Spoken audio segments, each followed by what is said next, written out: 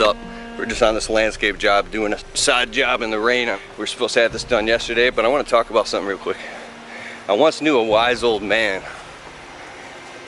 I was in a conversation with him and I said to him, so you mean to tell me you worked in a tool and die shop, busting your ass for 32 years, every day, day in, day out? He's like, yep. I'm like, how could you even do that? I don't know. He goes, simply put, I had a family to feed, period. That's all he said. And then I even asked him again, and another time I'm getting this side. I said, for 32 years though, didn't you ever go crazy and feel like you couldn't do it? He goes, I had a family to feed.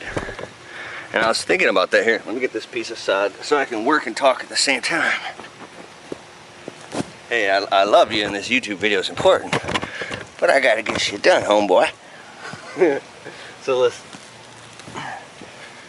you got family to feed, you got work to do. It ain't gonna do itself. There ain't no free lunch. So I want to tell you a quick story. I grew up listening to motivational tapes. Sure, I listened to all the rap and rock and hip hop music, and I really enjoyed it. But it came a point when I was landscaping where I got sick and tired of it because it wasn't changing my life. I was sick of hearing about blunts and 40s and bitches and rims and cars. Got really old quick. So I said, you know, as long as I'm stuck behind this damn lawnmower for 10 bucks an hour, I gotta find a way to get out of this prison. I was sent the gift of motivational audiobooks like Jim Rohn and Anthony Robbins' Personal Power 2, Deepak Chopra. God. When I heard these amazing motivational stories of wisdom and just stuff about leadership, life. So here I am, like 19, 20, 25-year-old kid, running behind a lawnmower like a slave for 10 bucks an hour. But yet I was learning things that were changing my life inside.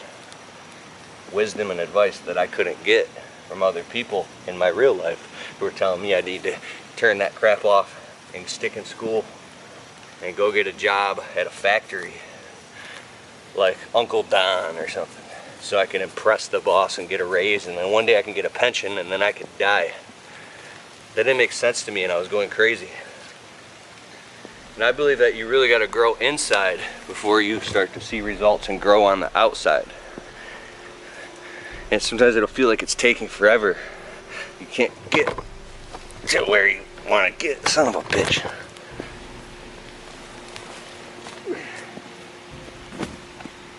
So,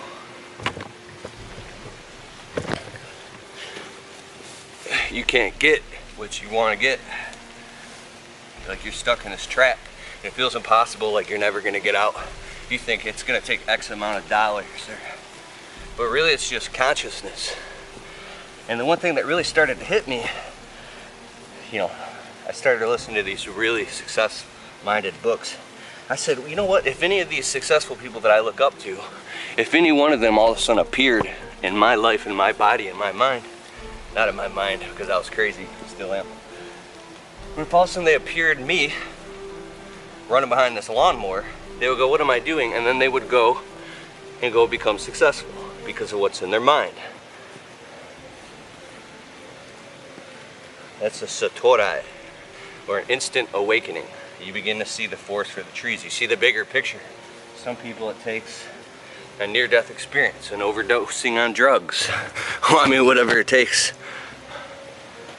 But I believe that's what happens. Where you begin to not buy into your own bullshit story anymore, and you see what's more important at hand, the bigger picture. Lots of side. I didn't have the power to do it myself, to get out to start my own business. I didn't have the motivation to do it. No, I had the motivation, I just didn't have the balls. I had all the excuses. I was afraid to grow up and be a man. I saw what real men went through, and their lives were hell. And I saw them, you know, pushing shopping carts through the grocery store at midnight with bags under their eyes. I'm like, I don't want to be that guy. I don't want to be that guy. I would fight and detest it. Well, I'm that guy now. It's not so bad. It's not bad to grow up. You don't have to be afraid to grow up. It's going to be tough. It's going to be hard. But a rose must bloom or it will die, right? I want you to not be afraid to grow up. Look at that little frog jumping around, running. It's okay, buddy. Don't be afraid to grow up. Because there's a saying I love. When the pain of staying the same becomes worse than the pain of changing, you'll change. Let me say that again. Or I'll flip it around. When the pain of changing is actually less than the pain of staying the same, you'll change. It crosses a fulcrum point to where now it's downhill, like I gotta change. And it's gonna feel like a shedding, like you're being ripped apart. It's gonna be very hard to do because now you're stepping into the light of the truth of consciousness and you're dissolving the ego. It's painful, it'll feel like you're dying. But that's how we grow up. And it's a good thing because now